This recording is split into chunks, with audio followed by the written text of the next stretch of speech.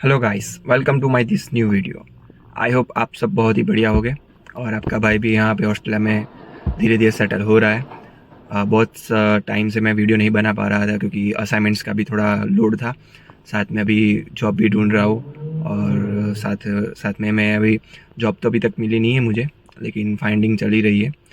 लेकिन साथ में मैं डिलीवरी का जो जॉब होता है वो कर रहा हूँ। सो थोड़ा बिजी था इसलिए वीडियो नहीं बना पाया, लेकिन आज थोड़ा टाइम टाइम था मेरे पास तो मैंने सोचा चलो आज एक वीडियो छोटा सा बना देते, बहुत लंबा नहीं बनाएंगे। सो बेसिकली आज का वीडियो है कि मेरा मंथली एक्सपेंस यहाँ पे कितना है, क्योंकि मुझे यहाँ पे आए ऑस्ट्रेलिया एडिलेड में आए 2 मंथ्स हो गए। सो मैंने सोचा चलो एक वीडियो बना देते हैं कि मंथली एक्सपेंस कितना होता है। सो जो कुछ भी आपको मतलब लगे कि यहाँ पे इंडिया से हमको कुछ अलग लगता है, लेकिन यहाँ की जो रियलिटी है वो बहुत ही अलग है। हम जो इंडिया से सोचते हैं उससे मतलब कई ज़्यादा अलग है।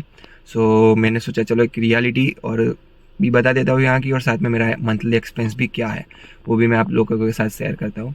तो यार सबसे पहले मंथली एक्सपेंस में आता है कि हमारा रेंट कितना होता है।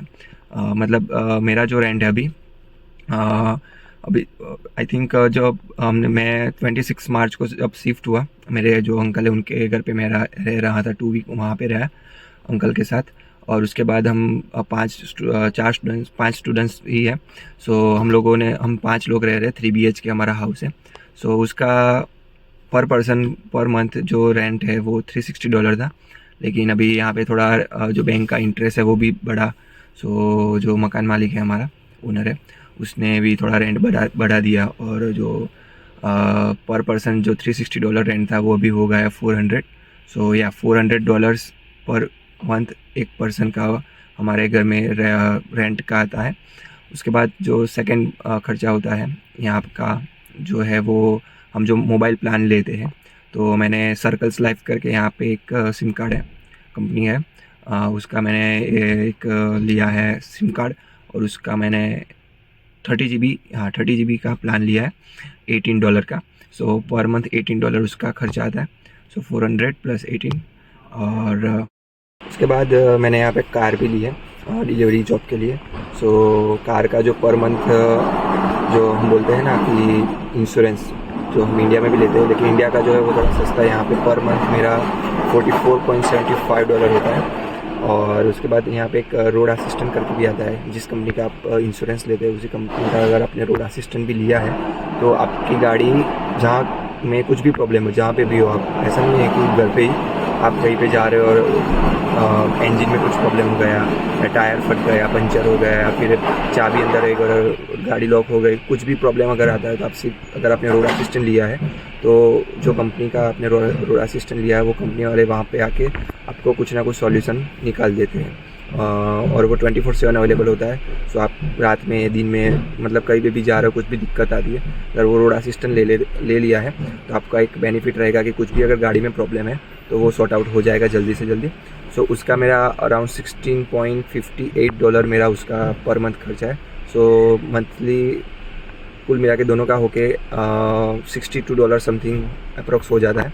सो $62 उसके, $18 मेरे सिम कार्ड के और $400 मेरे रेंट, यानी अब तक हो गया, मैथ्स तो अच्छा है लेकिन हाँ अच्छा ही है, 62 प्लस 7 18 मतलब $480 हो गया मेरा। और उसके बाद अगर ग्रोसरी की बात करूँ तो अप्रॉक्स हम 5 लोग हैं, महीने का अप्रॉक्स $1000 से $1000 के अराउंड होता है। सो पर पर्सन में भी $200 हो सकता है, लेकिन वो फिक्स नहीं होता क्योंकि हर महीने का कुछ फिक्स नहीं है कि ये महीने ये ग्रोसरी लिए तो दूसरे महीने भी वो लेंगे नहीं लेंगे, मतलब वो डिफ़र होता है। लेकिन मेरे ख्याल से $200 to $250 के बीच ग्रोसरी का पर मंथ पर पर्सन हमारा खर्चा हो ही जाता होगा। सो $200 उसके लगा लेते हैं। सो 480 प्लस 200 यानी हो गए $680।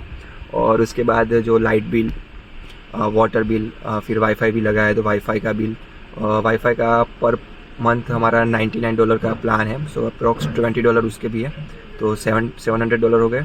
और रह गया लाइट बिल और water bill. So light bill और वाटर बिल का आई थिंक होता है अप्रॉक्स $100 to $120 उसके भी लगा लेते हैं। सो 800 या $820 अप्रॉक्स अगर मैं करूँ, मेरा टोटल पर मंथ का जो खर्चा है एक्सपेंस है वो मिला के $800 to $850 के बीच है अभी। सो या गाइस, ये मेरा टोटल मैंने आपको खर्चा बता दिया, एक्सपेंस बता दिया कि मेरा पर मंथ का किस किस तरह का एक्सपेंस है यहाँ पे ऑस्ट्रेलिया एडिलेड में। एंड आई होप आप लोगों को पता चल गया होगा। अभी मैं सिटी से थोड़ा दूर रहता हूँ, 13-14 किलोमीटर। सिटी के पास अगर आप एकोमोडेशन ढूंढने जाओगे तो थोड़ा ऑब्वियस है कि वो थोड़ा कॉस्टली होगा एज़ कम्पेयर टू जो सबब दूर है सिटी से उसका। लेकिन अभी जो ऑस्ट्रेलिया में रेंटल क्राइसिस है वो सच में है, क्योंकि मैं मेरे अंकल के वहाँ भी रह रहा था, उन्होंने भी बताया, दूसरे रिलेटिव्स फ्रेंड्स हैं उन्होंने भी बताया कि पहले जो 2 BHK 3 BHK अगर आप कोई भी मकान लेते हो रेंट पे तो आपको 300-350 तक भी मिल जाता था, लेकिन वही अभी रेंट पे आपको 450, 500, 550 पे मिल रहा है।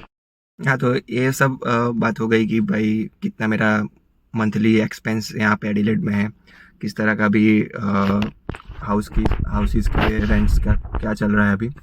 और यहाँ मैं एक चीज़ आपको लग रहा है कि मैंने मेंशन नहीं की, वो जो मेरा जो मंथली एक्सपेंस है उसमें गैस का बिल। लेकिन गैस का बिल में ऐसा है कि भाई हम जिस सबब में रहते हैं इंगल फार्म, वहाँ पे गैस लाइन हमारे घर तक नहीं आई है। सो गैस लाइन है नहीं वहाँ पे, इलेक्ट्रिक का है हमारे घर पे। लेकिन इलेक्ट्रिक में क्या है कि इतना अच्छा खाना भी जल्दी बनता नहीं है, इतना अच्छा भी नहीं बनता, टाइम भी बहुत कंज्यूम करता है, और फिर इलेक्ट्रिक का जो बिल है वो भी ज़्यादा आएगा।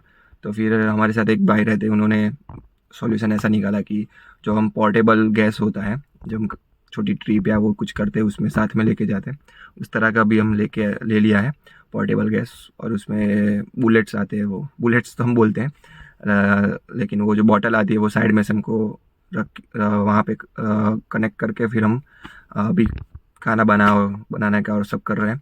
लेकिन साथ में सोच रहे वो जो इंडिया का जो है 2 स्टोव वाला जो चूल्हा आता है वो, और यहाँ पे थोड़ा इंडिया में जो LPG और इंडिया में जो गैस का जो बॉटल होता है रेड कलर का, उस तरह का इतना बड़ा बॉटल यहाँ पे नहीं आता, छोटा बॉटल आता है लेकिन मिल जाता है। सो उस तरह का भी हम सोच रहे हैं कि वो भी हम ले लें, तो और साथ में ये भी रखेंगे पोर्टेबल वाला। सो कभी वो ख़त्म हो जाए तो इमरजेंसी में ये काम आ जाएगा। सो इस तरह से हम गैस का हमारा इस तरह से भी है, तो उसका मैंने ऐड नहीं किया था मंथली एक्सपेंस में। तो या इस तरह से अराउंड $800 में पकड़ के चल रहा हूँ कि इतना मेरा पर मंथ खर्चा भी यहाँ पे एडिलेड में आ रहा है। और ऐसा आप कंपेयर करोगे मेलबर्न या सिडनी से तो थोड़ा कम होगा, तो वहाँ पे थोड़ा ज़्यादा होगा। लेकिन क्या है, सभी जगह की अपनी एक एडवांटेजेस होते हैं, डिसएडवांटेजेस होते हैं। अगर मैं यहाँ की अभी बात करूँ, जो ग्राउंड रियलिटी में एडिलेड की अभी बात कर रहा हूँ, इसका आप नेगेटिव मत लेना, जो फैक्ट है वही मैं आपको बता रहा हूँ कि यहाँ पे अभी जॉब का थोड़ा प्रॉब्लम ज़्यादा चल ही रहा है। मतलब क्योंकि इतने सारे बच्चे, अभी क्या है कि साउथ ऑस्ट्रेलिया जो है सबसे ज़्यादा फास्ट PR देने में ऑस्ट्रेलिया में आगे। सो सभी स्टूडेंट्स का एक टारगेट हो गया भाई एडिलेड जाना है बराबर। तो सब एडिलेड में थोड़ा स्टूडेंट्स का जो फ्लो है वो बढ़ गया है। और साथ ही में जो कोविड के बाद जो यहाँ की ऑस्ट्रेलिया की गवर्नमेंट ने जो वर्क लिमिट स्टूडेंट्स की थी वो भी हटा दी थी, फुल टाइम स्टूडेंट्स काम कर सकते थे। सो वो अभी बैक हो गया, मतलब कि स्टूडेंट का जो वर्क रिस्ट्रिक्शन है वो अभी 1 जुलाई से एप्लीकेबल हो जाएगा। उसमें सिर्फ एक एडवांटेज, मतलब एक फ़ायदा वही है कि बेनिफिट की सिर्फ जो फोर्टनाइट 40 आवर्स थे वो अभी 48 आवर्स की है। मीन्स के वीकली हम 24 आवर्स काम कर सकते हैं। पहले वो कोविड के पहले वो 20 आवर्स था, कोविड के बाद फुल वर्क टाइम थी, परमिशन थी, लेकिन अब वापस वो वर्क लिमिट आ गई है। सो वो अभी 24 घंटे बढ़ा दी है, 24 आवर्स हो गया है। सो 1 जुलाई से तभी वीकली सिर्फ 24 आवर्स ही काम कर सकते हैं स्टूडेंट्स। तो एक ये वजह है कि जॉब नहीं मिल रही, क्योंकि जो इंडस्ट्रीज़ है, वेयर हाउसेस होते हैं, कोई भी स्टोर पकड़ लो, कोल्स है, वुलवर्थ है या कुछ भी के मार्ट, ये सब जितने बड़े बड़े स्टोर्स हैं, उन सब में क्या है कि उन लोगों की अगर रिक्वायरमेंट होती है, ऐसा नहीं है कि रिक्वायरमेंट नहीं है उन लोगों को, लेकिन वो लोग चाहते हैं कि फुल टाइम हमको वर्कर चाहिए। पार्ट टाइम या कैजुअल जब वो लोग नहीं प्रीफर करते, क्योंकि उसमें ऐसा हो गया, अगर हम पार्ट टाइम जाएंगे तो उन लोगों को 4 बंदे रखेंगे तब 1 वीक का उनका काम खत्म होता है। और वही चीज़ अगर वो फुल टाइम वर्कर रखते हैं तो दो बंदे में ही काम हो जाएगा। तो 2 बंदे को सिखाना उन लोगों के लिए बहुत ही आसान रहेगा, एज़ कम्पेयर टू 4 नए बंदे हैं तो 4 बंदे को सब सिखाना है। तो वो भी अपना जो फ़ायदा होगा वही देखेंगे इंडस्ट्री वाले भी। सो एक वजह ये है कि जॉब नहीं मिल रही अभी, और ये फैक्ट है। हाँ, कई लोगों को मिल जाती है कुछ रेफरेंस के थ्रू, या कुछ लक भी बोल सकते हो, या कुछ अपनी अलग स्किल हो सकती है शायद, तो मिल भी जाती है जॉब। लेकिन अगर नहीं मिल रही है तो ऐसा भी नहीं है कि नहीं मिलेगी, जॉब मिलेगी। थोड़ा पेशेंस रखना पड़ेगा, थोड़ा नसीब पे भी जोर करना पड़ा, नसीब पे ही सब है। और साथ में हमको अप्लाई भी करना पड़ता है। थोड़ा रेफरेंस अगर किसी का मिल जाता है तो जॉब मिलने में थोड़ा चांस बढ़ जाता है। एक ऑस्ट्रेलिया की एक हकीकत है। यहाँ पे अगर आपको जॉब चाहिए, अगर आपको कुछ रेफरेंस किसी का मिल जाता है, कोई आपको रेफ़र कर देता है, तो फिर जॉब मिलना थोड़ा आसान रहेगा। लेकिन फिर भी प्रयत्न तो करना पड़ेगा। और साथ ही में दूसरी ग्राउंड रियलिटी तो यहाँ की है कि जो मैंने बताया जॉब का तो यही, साथ में रेंटल क्राइसिस भी है। रेंट बढ़ ही गया है ऑस्ट्रेलिया में सभी जगह पे, ऐसा नहीं कि सिर्फ यहाँ पे, मेलबर्न, सिडनी, सभी जगह पे अभी जो रेंट की जो हाउसेस के रेंट है वो बढ़ गए। सो अल्टीमेटली सब मतलब अभी थोड़ा बोले तो उस तरह का फेज़ नहीं है कि आप यहाँ पे आके पहले दिन पहले 1 हफ्ते या 2 हफ्ते में आके आप सेट हो जाओगे। थोड़ा टाइम लगेगा, और थोड़े टाइम के बाद आप धीरे धीरे सेट हो सकते हो। लेकिन हम जो इंडिया से हम सोच के आते हैं कि हाँ भाई हम जाएंगे, 2 हफ्ते में जॉब लग जाएगी, फीस दूसरे सेमेस्टर की फ़ीस निकाल लेंगे, वहाँ पे थोड़ा सेविंग कर लेंगे, वो सब रियलिटी हमको यहाँ पे आके पता चलती है कि ऐसा नहीं है। थोड़ा वक्त लगता है, थोड़ा यहाँ पे कमाने का अच्छा है, वो चीज़ मैं मानता हूँ। लेकिन साथ में उतना एक्सपेंस भी आपको करना पड़ता है, जिस तरह से मैंने वीडियो में बताया कि मेरा मंथली एक्सपेंस इतना है। अगर मैं पर मंथ समझ लो कि $1000 या $1200 कमा रहा, तो उसमें मेरा $700 to $800 तो मेरा खर्चा भी हो जाता है। तो इस तरह का है यहाँ पे, ऐसा नहीं है कि हम कमाते हैं और सिर्फ वही हमारा सब कुछ सेविंग हो जाएगा। सो ये चीज़ भी हमको ध्यान रखनी पड़ेगी, क्योंकि इंडिया में हम यही सोचते हैं कि ये सब हो जाएगा, कर लेंगे, लेकिन ग्राउंड रियलिटी थोड़ी अलग है, हटके है। और स्टार्टिंग में 2-3 महीने हमको यहाँ पे यहाँ का जो सिस्टम है, यहाँ की जो तौर है, वो सब समझने में, वो सब अपने अंदर करने में थोड़ा टाइम लगेगा। और थोड़ा ऑकवर्ड भी फील होता है, थोड़ा मतलब अंदर से ऐसा लगता है कहाँ गया ये, क्या हो रहा है मेरे साथ, क्योंकि मेरे साथ भी हो रहा है अभी भी, मुझको भी थोड़ा ऐसा फील होता है कई बार। क्योंकि यहाँ का थोड़ा जो एजुकेशन सिस्टम है वो भी थोड़ा इंडिया से थोड़ा नहीं, बहुत ही अलग है। क्योंकि हम इंडिया में तो क्या है कि असाइनमेंट्स में भी सब कॉपी कर दिया, दोस्त ने बनाया, सब लाओ कॉपी कर लिया, ख़त्म। फिर फाइनल एग्ज़ाम में रट्टा मार के गए, पास कर दिया, सेमेस्टर ख़त्म, दूसरा सेमेस्टर, इस तरह से। लेकिन यहाँ पे थोड़ा सिस्टम अलग है। यहाँ पे एग्ज़ाम पे इतना फोकस नहीं होता है। मेन फोकस ये लोग प्रैक्टिकल नॉलेज पे और असाइनमेंट्स पे होता है। असाइनमेंट्स को हमको अपने तरीके से खुद की नॉलेज लगा के, खुद का मतलब पूरा उसमें लगा के हमको असाइनमेंट्स बनाने होते हैं। यहाँ पे ऐसा नहीं हो कि कॉपी कर लिया, क्योंकि यहाँ पे सब प्लेजरिज्म का वो सब बहुत ही स्ट्रिक्ट रूल्स है। सभी यूनिवर्सिटी में थोड़ा कम ज़्यादा होगा स्ट्रिक्टनेस, लेकिन सभी यूनिवर्सिटी में ये है। सो ये चीज़ भी बहुत आपको माइंड पे वो थोड़ा लोड रहता है कि यार ये असाइनमेंट आ रहा है, वो नेक्स्ट वीक वो है, नेक्स्ट वीक वो है, ये क्विज़ है, ये है, वो है, तो वो तो रहेगा। साथ में आपको जॉब भी ढूंढना है, साथ में आपको घर का कुछ काम है वो भी करना है, और जॉब भी करना है। मतलब बहुत ही एकदम फास्ट लाइफ यहाँ पे है। इसीलिए सब बोलते हैं ना कि परदेश जाके सब बदल जाते नहीं है, बदलना पड़ता है, क्योंकि यहाँ की लाइफ ही ऐसी है। आपको मशीन की तरह काम करना पड़ता है। इंडिया में हम क्या है कि चल जाता है, इंडिया में इतना नहीं है, इतना लोड भी नहीं रहता स्टडी का, और हम कर लेते हैं मैनेज। यहाँ पे थोड़ा मैनेज करना मुश्किल है, लेकिन करना पड़ता है मैनेज, क्योंकि और कोई चांस नहीं। अगर आप यहाँ पे आ गए हो तो अब वापस तो जा नहीं सकते। सो या गाइस, इस तरह का मैंने यहाँ की पूरी ग्राउंड रियलिटी बता दी आपको। इसका नेगेटिव मत लेना, जो फैक्ट है वही मैंने आपको बताया, और मेरा कुछ ऐसा एम नहीं है कि भाई मैं यहाँ की जो नेगेटिव बात है वो आपको बता दूँ और आपको यहाँ पे आने को मना करूँ। आपको आना है आप आओ, लेकिन आपको भी थोड़ा पता होना चाहिए कि यहाँ की ग्राउंड रियलिटी क्या है, यहाँ का अभी का सिचुएशन कैसा है। तो ये सब बस यही के इसीलिए मैंने ये वीडियो बनाया।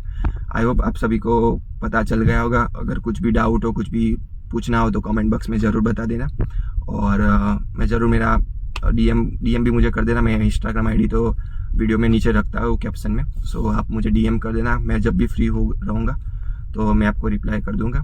सो मिलते हैं मेरे नेक्स्ट वीडियो में, तब तक के लिए धन्यवाद।